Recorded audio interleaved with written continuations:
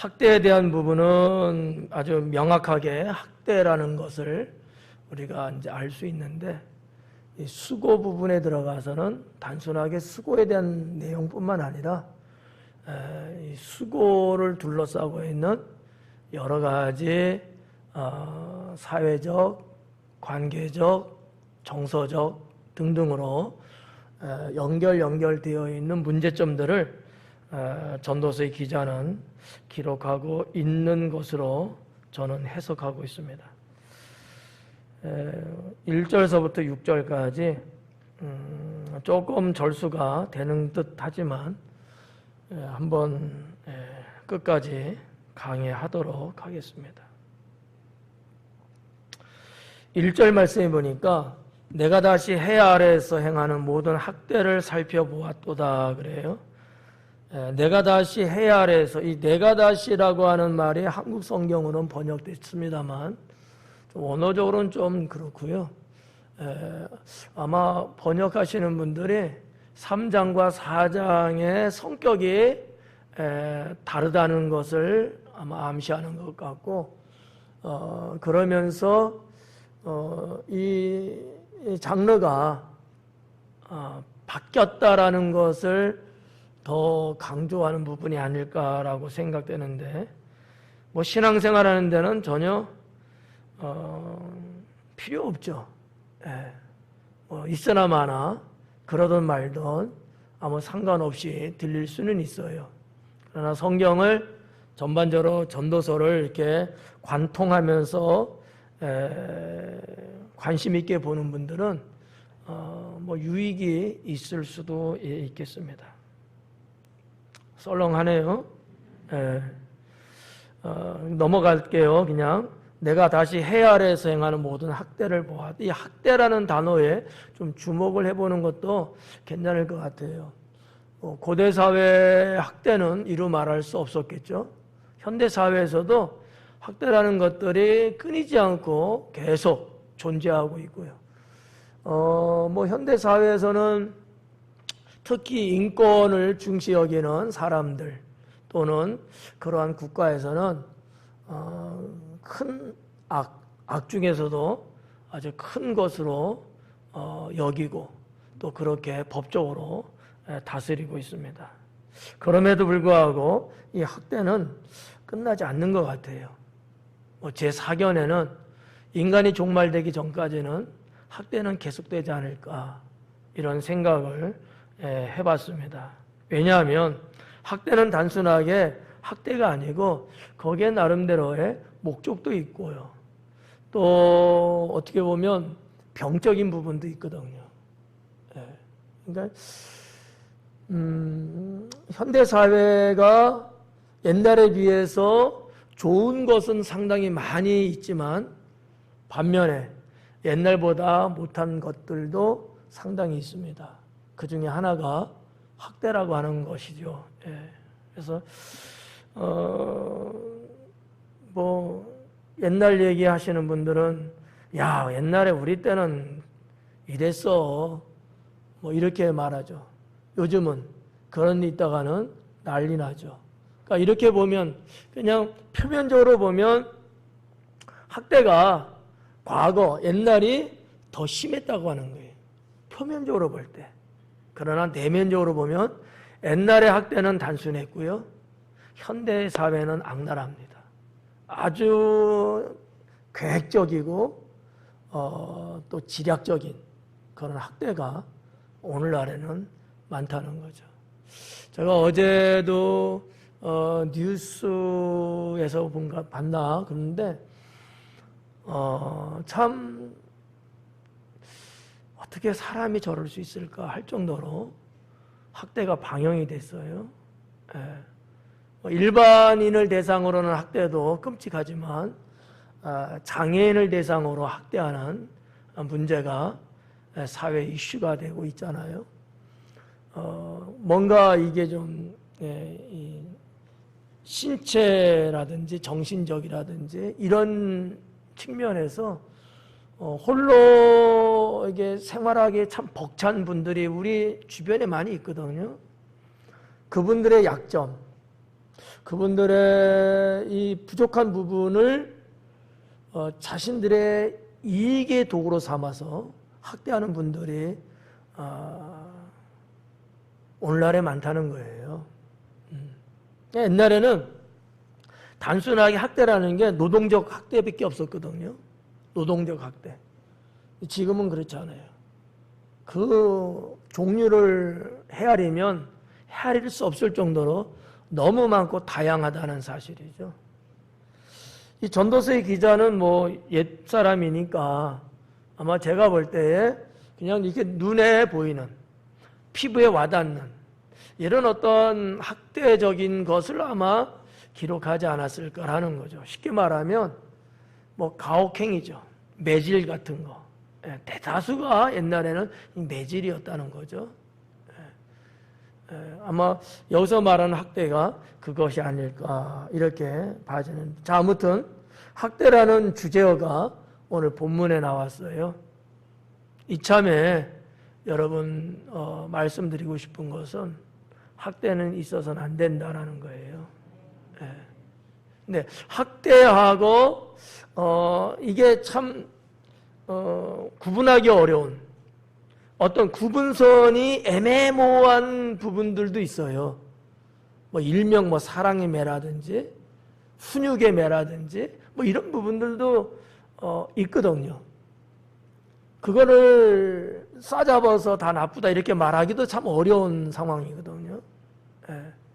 그렇지만 아무튼 여기서 말하는 학대는 그런 어떤 긍정적 측면의 매질이라든지 훈육의 그런 내용은 아니고 상당히 그 인간을 인간 이하에 취급하는 그런 그 정도의 학대라고 이렇게 보시면 좋은데, 자, 아무튼 이런 부분들은 우리의 삶 속에서 있어서는 안 된다라고 하는 거죠.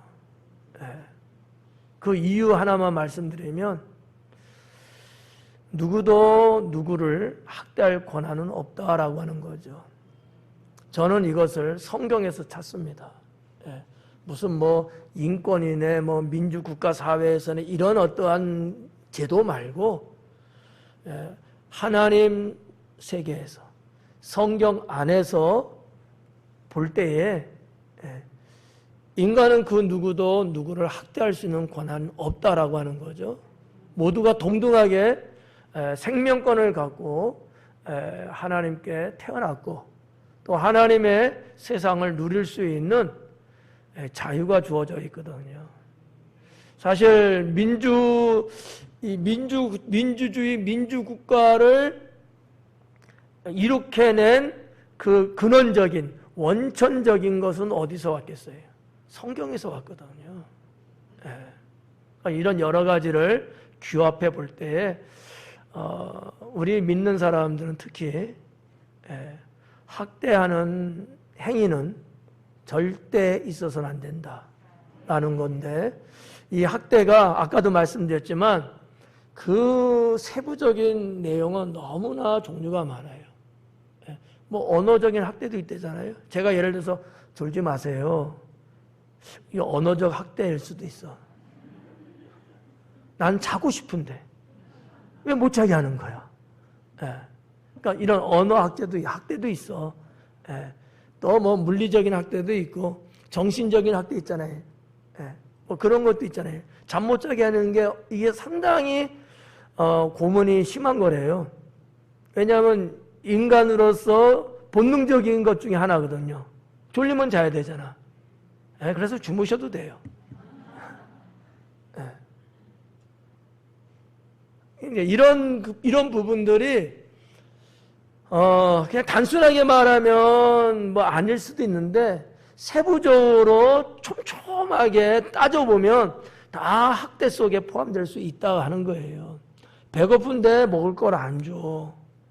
이것도 학대야. 여러분 몇 시에 식사하세요? 저녁 시간. 지금 저녁이니까. 몇 시에 식사하세요? 6시? 8시? 다행이에요. 예배 끝나고 가서 드시면 돼. 근데 예배라고 해갖고 저녁 시간 7시인데 안 줘. 7시는 예배 절대 안 끝나. 이런 어떤 양식의 학대, 뭐 이런 것도 있을 수 있잖아요. 우리나라 사회에 얼마 전에 군부대 어느 모 부대에서 그 식사 내용이 너무 부실한 것이 아마 방영됐었잖아요. 이런 것도 어떻게 보면은 갈취한 거죠. 누군가는 갈취한 건데 그걸 당하는 병사들에 있어서는 학대받은 거예요. 이런 학대도 있다는 거죠.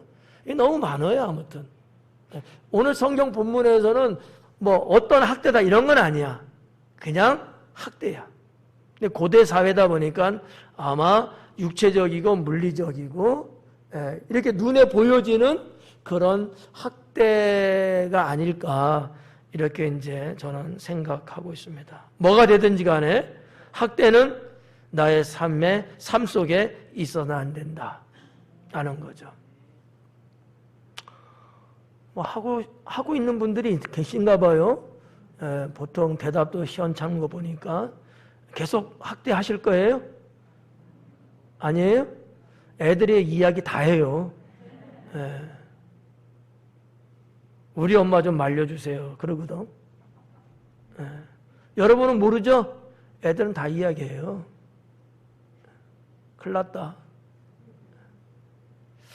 자, 아무튼 첫 절은 학대라는 단어로 한번 보았습니다. 자, 이어서 넘어갈게요. 보라, 학대받는 자들의 눈물이로다. 요게 이제 학대받는 자의 고통을 이야기하고 있는 거예요. 아주 짤막한 한 단어만 썼습니다. 눈물. 여러분의 눈물은 어느 때 나오나요? 미안해요. 그냥 쭉 갈게요. 묻지 않고. 아주 지긋지긋하죠? 눈물은 대체적으로 슬플 때 나오고 아플 때 나옵니다. 기본적인 거예요. 그런데 학대라고 하는 것이니까 슬플 때는 아닐 거야. 아플 때일 거예요. 그러니까 학대받는 자들의 눈물을 봤다는 거예요. 전도서의 기자 솔로몬은 당신이 평생 살면서 학대받는 자의 모습을 봤는데 그들의 눈에서 흐르는 눈물을 봤다는 거예요. 저는 이 말씀을 준비하면서 이런 생각을 해봤어요. 솔로몬은 그 당시에 왕자로도 살았고 왕으로도 살았는데 솔로몬이 접한 어떤 학대의 현장, 학대 모습, 그는 어땠을까? 이런 생각을 해보게 됐습니다. 과연 솔로몬은 그들 휘하에 어느 사람들, 어느 부류의 사람들에 대한 학대는 혹시 했을까 안 했을까? 이런 부분이죠. 자, 직접적으로 솔로몬이 학대하지는 않았을 겁니다. 그가 생명을 사랑하는 하나님을 믿는 자기 때문에. 그러나 솔로몬 밑에서 일하는 어떤 사람들은 학대할 수도 있습니다. 그러면 그 학대를 솔로몬은 과연 알고 있었을까 모르고 있었을까? 만약에 알고 있었음에도 불구하고 학대를 중단시키지 않았다면 솔로몬 그자는 학대자다라고 말할 수 있다는 거죠. 몰랐으면 몰라도. 그렇다고 보면 오늘의 이 전도서의 말씀은 학대를 한 사람이 학대에 대해서 뭐라고 말할 자격이 있느냐 이렇게 볼 수도 있고, 그런 학대를 하지 않았기 때문에 학대받는 사람을 볼 때 너무 불쌍히 여기는, 치기니 여기는 마음이 있었겠죠. 그것을 성경을 기록할 당시에 그런 어떤 것들이 성령의 감동으로 인해서 기록된 내용은 아닐까, 이런 생각을 해보았습니다. 자, 여기 보니까 보라라고 하는 단어가 나오는데, 이 보라라고 하는 단어는 신내라고 하는 단어예요. 신내, 힌두교 뭐 이렇게 할 때 있죠. 신내라고 하는 단어인데, 우리는 번역되지 않았습니다만 원어적으로 보면 왜 신내라고 하는 단어가 되어 있거든요. 근데 우리 성경에는 그냥 신내라는 단어, 보라라는 단어만 됐어요. 원어에는 그런데 보라, 이렇게 돼 있다는 거죠. 그런데라는 거, 앞에서 지금 학대받는 것을 이야기했는데 그런데 보라. 이 보라라고 하는 것은 감탄사이면서도 어떠한 상황을 바꾸기 위한 표현이었거든요. 네. 하여튼 그래요. 제가 무슨 말을 하겠어요. 네. 보라, 사람들의 주목을 잡아당기는 이러한 표현을 썼다라고 하는 거죠. 뭐를 말하기 위해서? 학대받는 자들의 눈물을 말하기 위해서. 저는 이 대목에 있어서 솔로몬이 상당히 강렬하게 느끼지 않았겠는가 이렇게 보는 거죠. 상당히 충격적으로 아마 느꼈을 것이다. 예. 순간이가 유치부 교사의 그 고통을 충격적으로 느꼈던 것처럼. 아직 어려서 그래요. 어려서 충격받은 거야. 예. 어려서. 자, 솔로몬은 아마 그랬을 것처럼 제가 느껴져요. 그러면서 글을 기록을 한 거죠. 학대받는 자들의 눈물. 그들에게 위로자가 없도다. 여기서 말하는 이 그들은 학대받고 있는 사람입니다. 그러니까 학대하는 자에게는 권세가 있지만 학대받는 자는 누구도 위로해 줄 사람이 없었다라고 하는 거예요. 그러니 얼마나 더 힘들었겠어요.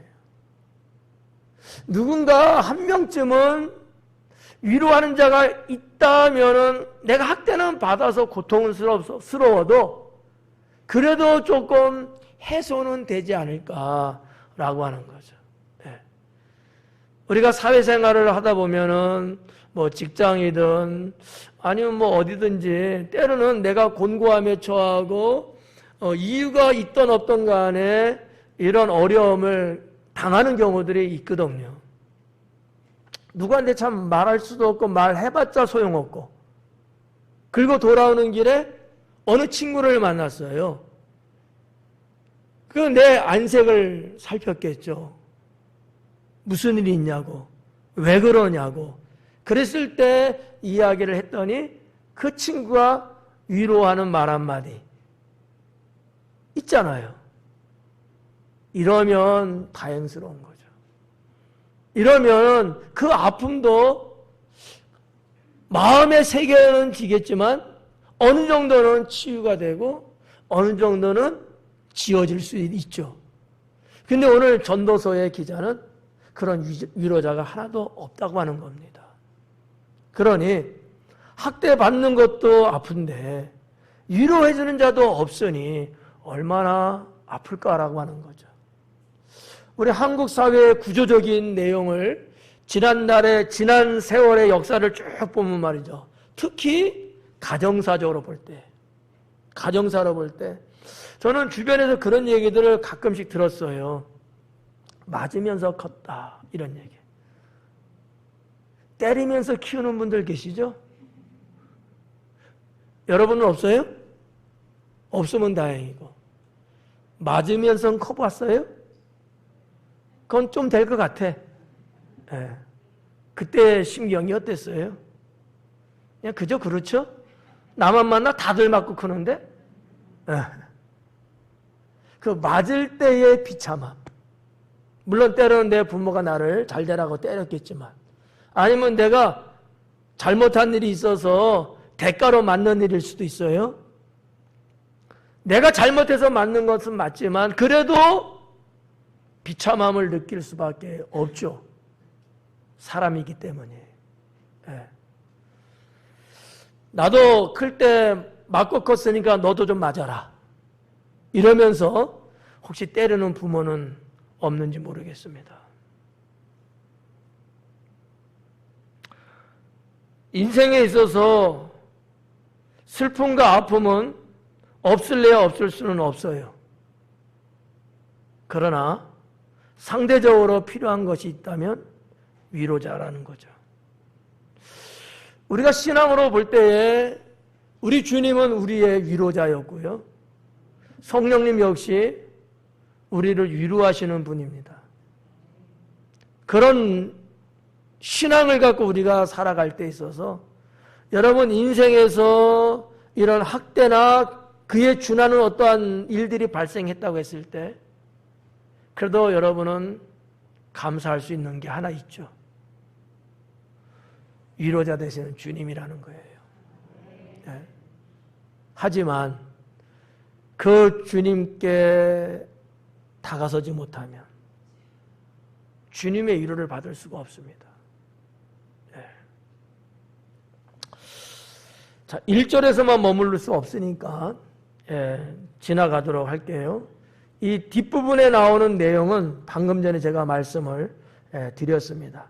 그들을 학대하는 자들의 손에는 권세가 있으나 그들에게는 위로자가 없다.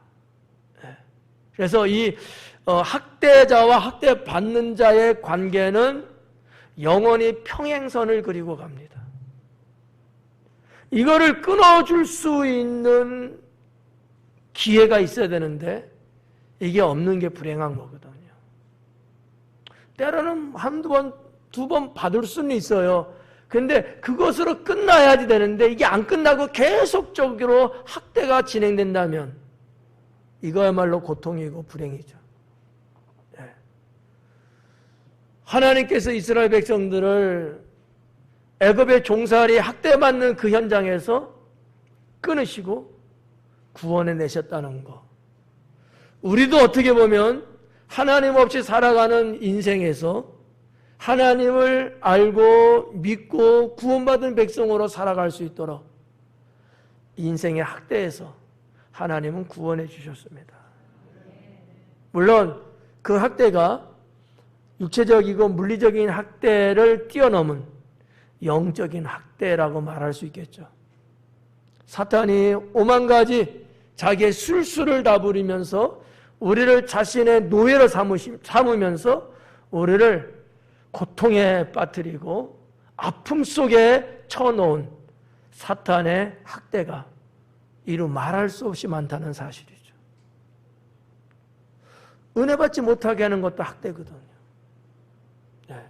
주님 앞에 내가 가야 되는데 가려고 하지만 가지 못하게 하는 것도 학대일 수 있고요.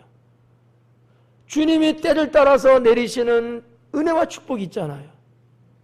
내가 그거를 받아야 살 수 있는데 그걸 못 받게 하는 거예요. 가로막는 거예요. 아니 채가는 거야 아예. 이게 얼마나 여러분 고통스러운 영적 학대냐는 거죠. 이런 거로부터 구원을 주시는 우리 하나님의 은혜를 여러분들이 받을 수 있기 바랍니다.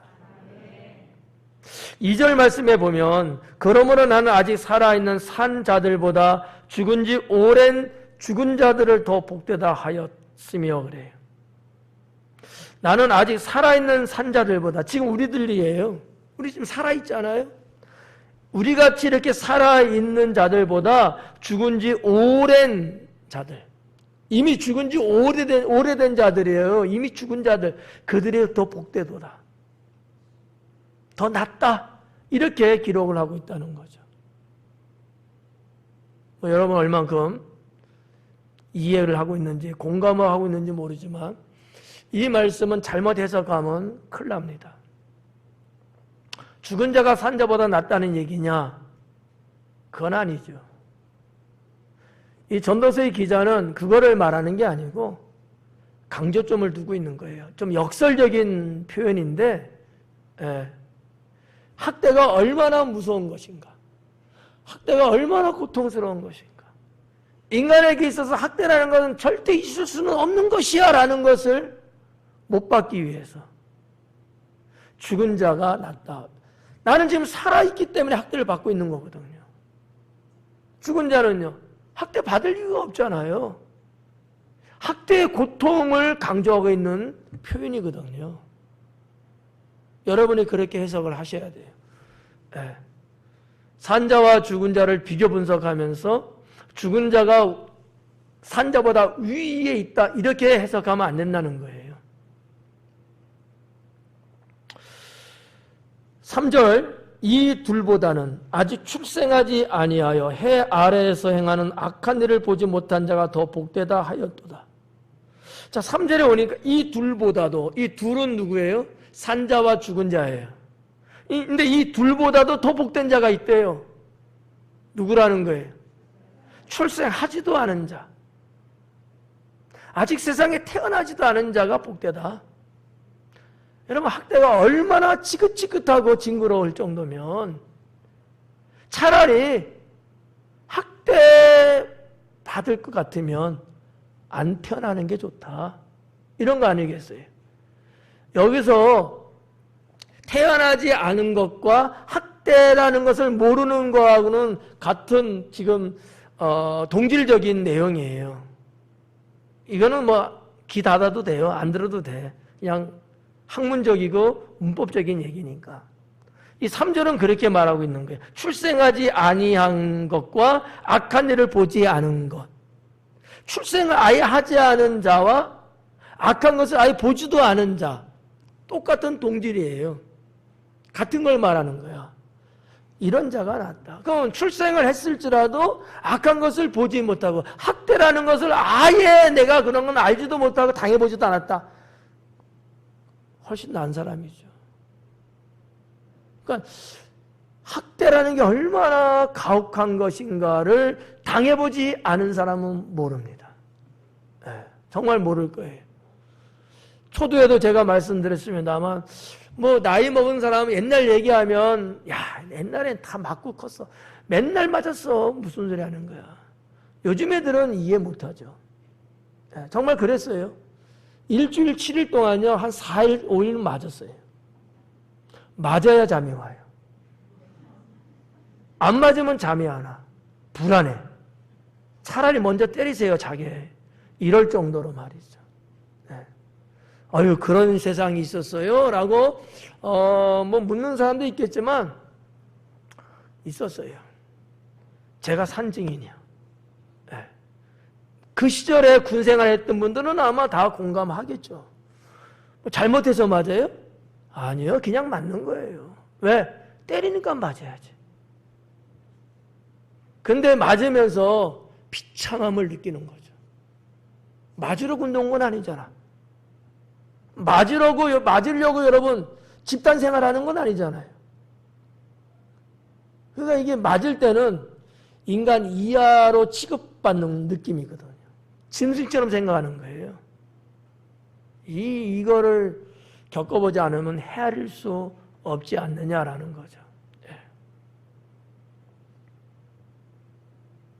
자, 아무튼 3절까지는 학대에 대한 말이에요. 그래서 2절은 학대라는 것이 얼마나 끔찍하고 해서는 안 될 것인가를 강조한 반면에 3절은 더 강조하고 있는 거예요. 구분 가죠. 네. 사람으로서 이 세상에 태어난 자체가 얼마나 축복입니까? 어린 생명이 태어나면서 축복받는 게 이게 얼마나 복된 일이냐고요. 그런데 차라리 안 나는 게 낫다는 거야. 왜? 태어나면 너도 곧 학대받을 테니까. 그러면 우리나라로 볼 때 서양도 좀 그런 성향이 없잖아 있긴 합니다만 특히 우리나라 같은 경우는요. 그 뭐라고 해야 되지? 노비라고 표현해야 되나? 우리나라는 뭐라고 해요? 노비? 뭐라 하죠? 하인? 하인은 좀 더 좋은 표현인 것 같은데? 노비가 좀 급이 수준이 좀 낮은 표현 아닌가요? 거기에서 태어난 자식도 노비야. 그렇죠?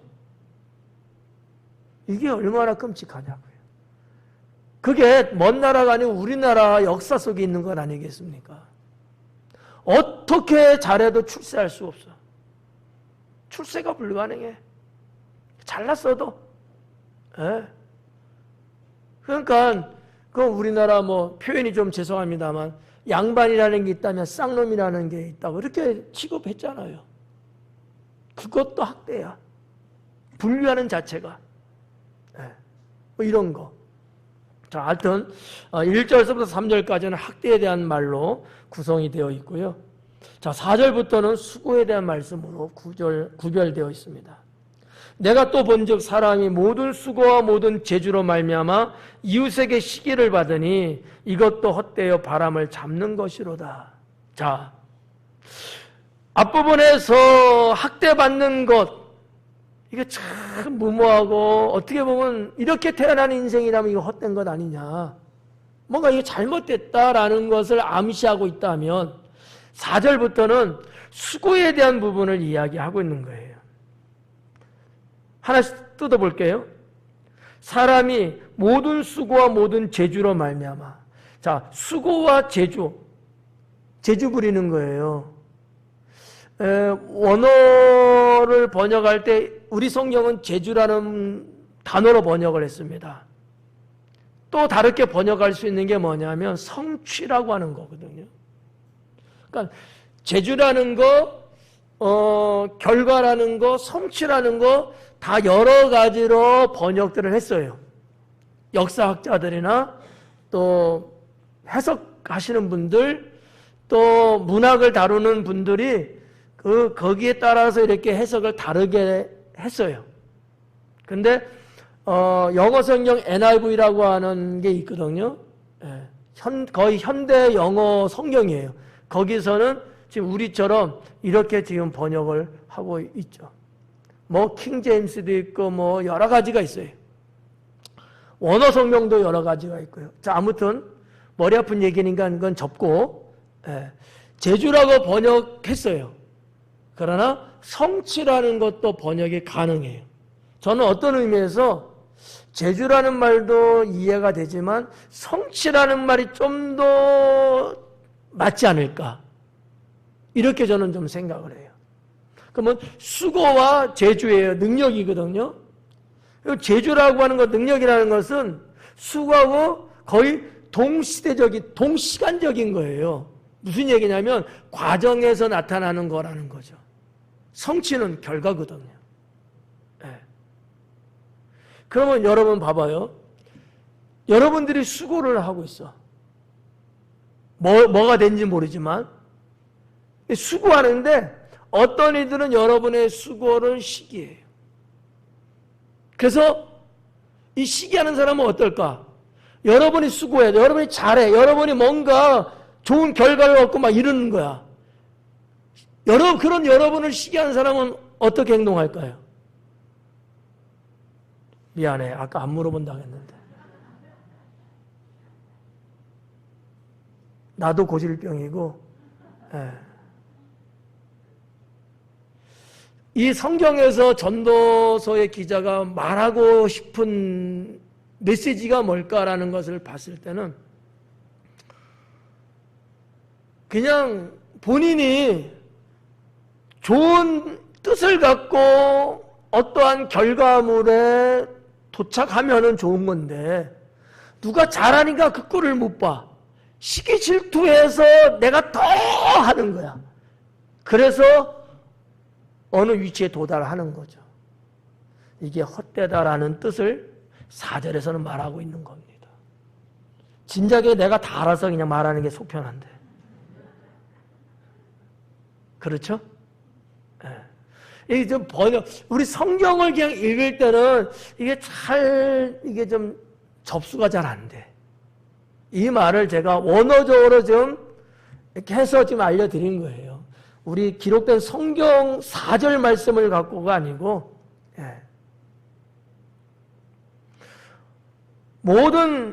사람의 모든 수고와 모든 재주를 받다, 아니면 성취를 받다, 그렇게 돼 있어요. 그런데 이 이웃들은 그와 같은 자를 시기를 한다는 거예요. 시기를 해서 그가 잘하는 사람보다 더 잘하는 결과를 얻어냈어요. 근데 그 뒤에 뭐라고 나왔어요? 헛되고 바람을 잡는 것이로다. 그러니까 하나님 보시는 관점에 있어서는 이런 인생은 아무리 결과물이 좋다 할지라도 그건 헛된 것이다, 이렇게 말하고 있는 거예요. 그러면 우리는 더 좋은 결과를 얻기 위해서는 누군가 잘하니까 그걸 시샘해갖고 내가 더 하는 거야. 하루에 5시간을 공부해? 그럼 아니지. 나는 7시간을 해야지. 이렇게 하는 거예요.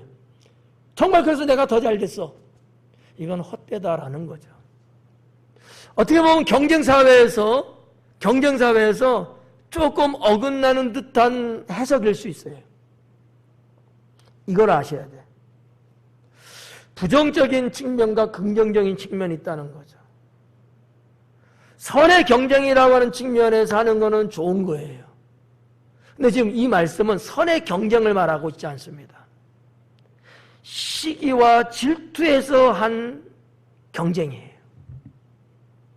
그래서 저는 헛되다는 거예요. 구분 가셔요? 여러분들이 인생을 사시면서 누가 잘 되는 꼴을 보기 싫어갖고 내가 그 사람보다 더 열심히 하는 거예요. 열심히 한다는 것 자체는 좋은 것이지만 순수함이 없고 선하지 않잖아요. 그건 잘못된 거다. 그렇게 해서 한들 과연 하나님이 그를 축복하시겠느냐? 아니다라는 겁니다. 예. 요거를 구분하시면 돼요. 5절.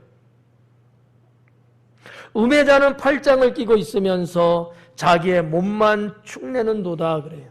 자, 우매자는 팔짱을 끼고 있으면서 자기 몸만 축낸다. 자, 우매자입니다. 우매자는 지혜자의 반대입니다.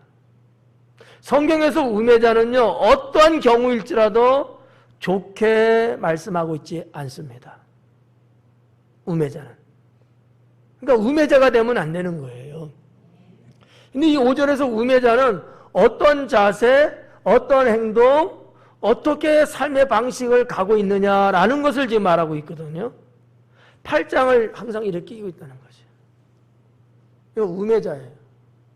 한번 해봐요. 한번 해보셔요. 그래 잠도 깨고. 한번 해봐요. 하랄 때 왜 안 해? 올려. 안 보여. 한번 해보셔요. 예. 근데 우리, 내리세요. 됐어요. 그냥 우리 때로는 이렇게 할 때도 있잖아요. 저도 있거든요. 그냥 할 때하고 우매자가 팔짱을 낀다는 개념하고는 전혀 다른 거예요. 그러니까 우매자가 팔짱을 낀다는 건 무슨 얘기냐면 게으름을 말하고 있는 거예요. 일 안 하는 거예요. 그냥 구경하는 거예요. 아유, 좋네. 예. 평신들. 지랄하고 있네. 그렇게 수고하냐? 뭐 이러는 듯한 거예요. 죄송해요. 예. 욕설 같은 거를 제가 해서. 제가 하는 거 아니에요. 그냥 표현해 드린 거예요. 여러분이 할 일을 내가 해드린 거야. 아이고, 뭐 그렇게까지 살아야 되냐? 나봐. 좋잖아. 여러분, 개미와 배짱이. 배짱이가 이런 거예요. 야, 이 좋은 세상, 뭐 그렇게 아등바등 사냐? 이런 거. 이 참, 우매자는 게으름을 지금 말씀하고 있는 거예요. 게으름. 남들 다 주의를 한다고. 아까 순간이 뭐 5가지다 냈는데, 누가 그렇게 시켰어? 난 시킨 적 하나도 없는 것 같은데, 몹쓸 사람들. 주님의 일을 남들은 저렇게 순간이처럼 한대요. 그런데 하는 게 없어. 이렇게. 그래, 당신들 열심히 해. 나는 거기서 나는 좋은 것만 얻어 먹을게. 이게 우매자야. 이게 우매자야. 적어도 우리는 뭐 해야 돼요? 앞에서 일하는 분들 위해서 기도라도 해야지. 뭐 그렇잖아요. 이러면 우매자는 아닐 수 있어. 하나도 없어. 잘하나 보자 하고 팔짱만 끼고 있는 거예요. 이거는 하나님이 기뻐하지 않는 건데 오늘 전도서의 기자가 말하고 있어요. 우매자는 팔짱을 낀대요. 그리고 자기 몸만 축낸대요. 여기 몸이라고 이제 번역됐습니다만 사실은 살이거든요. 살. 우리 살. 그러니까 몸이죠, 뭐. 축낸다라고 번역됐습니다만 먹는다는 단어예요. 우매자는 자기 살을 먹는데요. 뭔 뜻일까? 안 물어봤어요. 그냥 하는 소리야. 망한다는 것을 의미하고 있습니다. 우매자는요, 게으름 피고 그렇게 살면서 결국은 망한다. 그게 우매자다 라는 거죠. 여기 우매자는 팔짱을 끼고라는 단어와 먹는다는 단어, 이 두 단어는요 분사형으로 되어 있습니다. 하여튼 그렇다고 쳐요. 무슨 얘기냐면 이것은 단에 한 번으로 끝나는 행동이 아니고 지속적으로 가는 습관을 이야기하거든요. 분사형이 갖고 있는 문법적 의미가 그런 거예요. 그러니까 어쩌다 이렇게 한번 끼는 게 아니에요. 늘 이렇게 끼고 게으름 피고 있다는 얘기예요. 자기 살을 먹는데 어쩌다 한번 잘못 씹어서 살점이 뚝 떨어졌네? 그게 아니고 계속해서 자기 살을 파먹고 있다는 얘기예요. 살겠어요? 당연히 죽죠. 전도서의 기자가 5절에서 이 말씀을 하고 있다라는 거죠. 6절. 두 손에 가득하고 수고하며 바람을 잡는 것보다 한 손에만 가득하고 평온함이 더 나으니라. 자, 이 6절도 글쎄 사람에 따라 조금 다를 수는 있습니다만 원어적으로 제가 한번 읽어드려 볼까요? 싫으면 간두고 이런 거예요. 어떤 거냐면 평온함이 한 손에만 가득하고 평온함이 가득한데 한 손에만 있어요.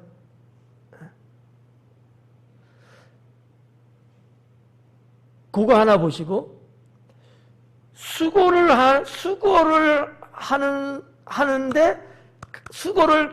하는데 양손, 이 손바닥이라는 뜻인데 이제 손이라고 봤어요. 수고를 하는 것이 가득한데 양손으로 수고를 해. 그러니까 평안함이 가득한 한 손이 수고가 가득한 양손보다 낫다. 이런 뜻이에요, 원어는. 이거를 우리 지금 성경에서는 반대로 두 손이 가득하고 수고하며 바람을 잡는 것보다 한 손에만 가득하고 평안함이 더 나으니라. 이렇게 이제 번역이 됐는데 히브리 성경에는 그러지 않았다는 거죠. 평온함이 앞에 나오면서 강조하고 있어요. 평온함이. 그러니까 여기 지금 두 손이 가득하고 수고함이 강조된 거로 지금 우리 성경에 돼 있잖아요. 히브리 성경에는 평온함이 강조되고 있다는 거죠. 앞에서 지금 수고하는 내용이 있었잖아요. 어느 누구가 수고해요. 제주도 부려요. 성취도 왔어요. 근데 그 꼴을 못 봐. 거기에 대해서 시기질투해서 내가 더 욕심부리고 더 해요. 그게 양손의 수고인 거예요. 구분 가요? 네. 그러니까 4절과 5절의 말씀의 결론에 해당되는 것이 6절이거든요. 그렇게 돈 악착같이 벌으려고 하고 하나라도 그냥 하려고 하고 그래갖고 양손에 그냥 이게 빈손일 데가 없어. 쥐야장창 그냥 막 일하고 그냥 막 부지런한 건 좋은 거죠. 그런데 평안함이 없는 양손의 수고가 무슨 의미가 있냐는 거죠. 이게 참 주님의 말씀의 메시지 의미가 상당히 심오합니다, 사실. 우리 인생의 역행적인, 우리가 세상을 살아가면서 뭔가 겉으로 볼 때는 열심히 있고 노력하고 애쓰는 것 같은데 하나님과의 관계는 단절되고 주님이 말씀하시는 평안함과 화목은 차단되고 그저 내 인간의 욕심을 앞세워서 그렇게 하는 그것이 뭐가 낫냐는 거죠. 다 헛될 뿐이다라는 겁니다. 네. 성경에서는요, 오해 없이 들으셔야 돼요. 가난한 것도 말씀하지 않지만 부유한 것도 말씀하지 않습니다. 하나님 보는 관점에서는요, 그게 아무 의미가 없어요. 이게 아무 의미가 없어. 일용할 양식을 먹고 지내면 감사한 거예요. 이게 어떤 사람에게는 정말 듣기 싫은 소리일 수도 있어요. 성경은 그렇습니다. 가난하기도 마옵시고 부하기도 마옵시고. 가난하면 하나님의 이름, 하나님의 얼굴을 더럽힐까 봐. 부유하면 하나님을 떠나 살까 봐. 그러니까 좀 원론적인 말씀입니다만은 하루하루 주님이 주시는 양식을 갖고, 이 말은 평범한 거예요. 그냥 어떻게든지 내 것 삼으려고 하고, 그래서 사람의 도리도 지키지 않고 내가 하나님 앞에 드리기도 인색하고 그냥 아둥바둥 막 사는 거야. 그게 양손에 가득함이. 이게 바람을 잡는 것 같다는 거죠. 그러니까 예수님이 그랬잖아요. 내가 오늘 너의 영혼을 데려가면 그거 다 네 것이 되겠느냐. 우리 강의하면서 왔잖아요. 나는 안 쓰고 묻고 먹을 것도 안 먹고 묻고 그냥 쟁겨놓고 쟁겨놨는데 나는 그거 제대로 쓰지도 못하고 난 죽어. 아무 상관없고 아무 수고도 안 하는 어떤 누가 그 돈을 보란듯이 펑펑 쓰는 거지. 이게 헛되다라고 하는 것이죠. 그렇죠. 헛되잖아요. 그것보다는 주님이 그때그때 주시는 축복을 받아서 그때그때 내가 하나님 백성 자녀로서 내가 도리를 하고, 내가 때로는 쉬고 때로는 즐기고 때로는 유익하게 살아가고, 그게 100번 낫지 않겠어요? 저는 그렇게 믿어요. 네. 그럼 나중에 어떻게 하려고? 여러분, 나중에 어떻게 할 수도 없을 정도면 이건 가난한 거죠. 육체의 욕심을 금하라는 말씀이라는 겁니다. 너무 육정에, 너무 육신의 물질적인 욕심을 취하면 성경은 뭐라고 말했어요? 돈은 일만하게 뿌리니라. 네. 필요한 만큼만 있는 거예요. 필요한 만큼만. 저는 이것을 오늘 전도서로 놓고 보면 한 손에 가득함이라는 거죠. 한 손에 가득함. 한번 해봐요. 손 들어봐요, 한번. 여러분, 두 손 들지 마요. 한 손에 가득하면 어떻게 가득해요? 나머지 한 손은요? 있어요, 없어요? 있어요. 뭐가 있을까?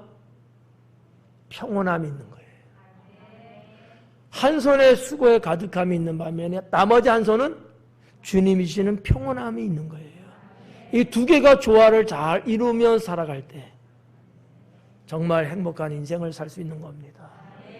저는 전도서 오늘 4장 1절로 6절에 있는 말씀, 학대라는 끔찍한 말씀도 있지만 수고라고 하는 참 안타까운, 어떻게 보면 헛된 것 같은 이런 말씀에 결론이 주고 있는 메시지. 게을르라는 말씀 아니죠. 한 손에 수고는 있어요. 이건 인간이 기본적으로 살아가는데 해야 될 노동이죠. 반면에 이 수고를 위로할 수 있는, 한 손의 수고를 위로할 수 있는 또 한 손의 평온함. 이거를 여러분들은 다 소유할 수 있기 바랍니다. 기도하겠습니다.